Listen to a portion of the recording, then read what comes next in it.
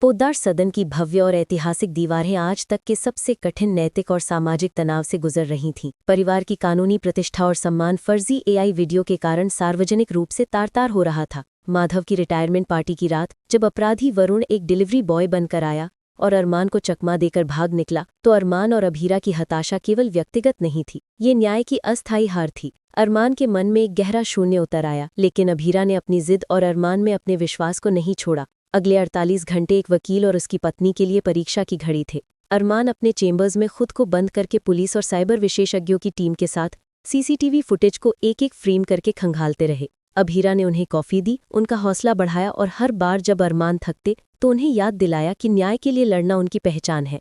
इसी अथक प्रयास के फलस्वरूप उन्हें वरुण की वो धुंधली लेकिन निर्णायक क्लोजअप फ्रेम मिली, जिसमें उसकी वेशभूषा के नीचे का टैटू स्पष्ट था। यही उसकी पहचान का पहला ठोस और निर्णायक सुराग बना।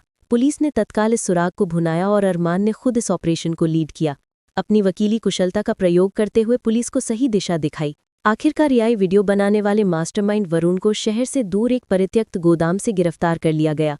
जेल की सलाखों के पीछे जाते ही वरुण टूट गया। उसने न केवल अपना अपराध कबूला बल्कि एक ऐसा विस्फोटक रहस्य भी खोला जिसने पोद्दार परिवार की नींव हिला दी। उसने बताया कि यह सब उसने लालच में किया, लेकिन उसे पोद्दार परिवार के किसी बहुत करीबी और विश्वासपात्र सदस्य ने पूरी योजना बनाने, एआई तकनीक तक पहुंचने और वित्तीय मदद देने में सहायता की थी। ये सुनकर अरमान के चेहरे पर गहरी निराशा और विश्वासघात का भाव उभरा। उन्हें लगा कि उनका अपना ही घर एक सांप के बिल जैसा बन गया है। अभीरा ने तुरंत उन्हें संभाला और याद दिलाया कि उनका पहला लक्ष्य सामाजिक सम्मान वापस पाना है। पुलिस ने तत्काल साइबर सेल को सक्रिय किया और घंटों की मेहनत के बाद इंटरनेट के हर कोने, हर सोशल मीडिया साइट और हर सर्वर से अरमान और अभीरा के सभी फर्जी एआई वीडियो को स्थायी रूप से डिलीट करवा दिया गया। इस कार्रवाई ने परिवार के सम्मान को वापस लाया और उन्हें नैतिक जीत का पहला स्वाद चखाया। वरुण के खुलासे से परिवार में बेचैनी एक ठंडे डर में बदल गई थी। हर कोई एक दूसरे को संदेह की दृष्टि से देख रहा था। इसी माहौल में एक बड़ा भावनात्मक मोड़ आया। तान्या, जिसका अपराध बोध उसकी रातों की नींद और दिन का चैन छीन चुका था, अब और ये बोझ नहीं उठा सकती थी।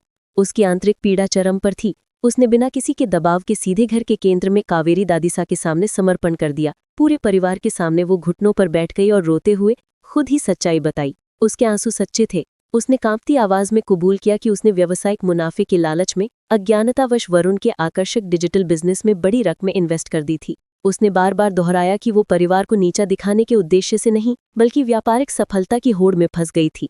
ये सुनकर कावेरी दादीसा का चेहरा क्रोध, निराशा और परिवार के पतन की आशंका से काला पड़ गया। उनकी आंखों में आग थी। उन्होंने तान्या को समाज के सामने परिवार का मजाक बनाने और विश्वास तोड़ने के लिए सबसे कड़ी और सार्वजनिक फटकार लगाई। तुमने मेरे पोद्दार परिवार की इज्जत को कौड़ियों में बेच दिया। उनके शब्द कमरे में गूंज उठे। माहौल इतना तनावपूर्ण हो गया कि लगा तान्या को घर से निकाला जाएगा। तभी अरमान और अभीरा ने हिम्मत दिखाई। अभीरा ने भावनात्मक अपील की, दादीसा, इसने अपनी गलती खुद स्वीकार की है। इसने हमें और बड़ा विश्वासघात होने से बचाया है। हमें इसे एक मौका देना चाहिए। अरमान ने भी लकीली तर्क से हटकर हृदय से अपील की कि पश्चाताप ही सबसे बड़ी सजा है।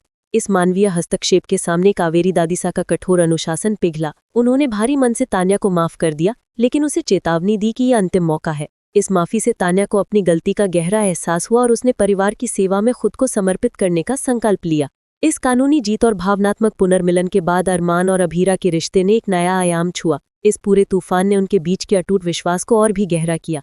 वरुण के जेल जाने और घर में पूरी तरह शांति लौटने के बाद उन्हें पहली बार सुकून भरी सांस लेने और अपने रिश्ते को प्राथमिकता देने का मौका मिला। पोद्दार हवेली के शांत कोने में उनके बीच एक आंतरिक, भावनात्मक और गहरा रोमांस पनपा। उन्होंने अपने संघर्ष की जीत का जश्न एक दूसरे की बाहों में मनाया। उनके बीच का ये सुकून भरा मिलन उनके अटूट बंधन का प्रतीक था। उन्होंने कसम खाई कि वो विश्वासघात के रहस्य को एक साथ मिलकर सुलझाएंगे। न्याय की जीत और परिवार के पुनर्मिलन का जश्न मनाने के लिए पोद्दार परिवार ने एक शानदार खुशियों की घर वापसी पार्टी का आयोजन किया। पूरा घर फूलों, रोशनी और जीवंत मंजीत से जगमगा उठा। पार्टी में सभी सदस्य प्रसन्न थे। हर कोई एक दूसरे को गले लगाकर पुरानी बातों को भूलने की कोशिश कर रहा था। पार्टी का सबसे हृदयस्पर्शी और अविस्मरणीय पल तब आया जब महिरा, जो इस दौरान भावनात्मक रूप से सबसे ज्यादा पीड़ित रही थी, उसने मंच पर आने की हिम्मत दिखाई। सबके सामने वो अपने माता पिता अरमान और अभीरा से अपनी पिछली गलतियों और गलतफहमियों के लिए सार्वजनिक रूप से माफी मांगने लगी। उसने अपनी आंतरिक पीड़ा और पश्चाताप व्यक्त किया। अभीरा और अरमान तुरंत अपनी प्यारी बेटी की ओर दौड़े और उसे प्यार से गले लगा लिया। मायरा की आंखों में खुशी के आंसू थे और वो बहुत खुश दिखाई दी, क्योंकि उसे अपने परिवार का अटूट प्यार और विश्वास वापस मिल गया था। इस प्रकार सीसीटीवी फुटेज से न्याय मिलने, तानिया की सार्वजनिक माफी, मायरा का भावनात्मक पुनर्मिलन और अरमान अभीरा के प्यारे रोमांस ने मिलकर इस महागाथा को एक ऐसी परिपूर्ण और सुखद समाप्ति दी जो ये सिद्ध करती है कि पोद्दार परिवार का प्यार और सम्मान ही उनकी सबसे बड़ी ताकत और रहेगा। हालांकि घर पर जश्न चल रहा था, लेकिन अरमान और अभीरा की आंखों में एक दृढ़ संकल्प अभी भी बाकी था, वरुण के उस करीबी सहयोगी को बेनकाब करने का।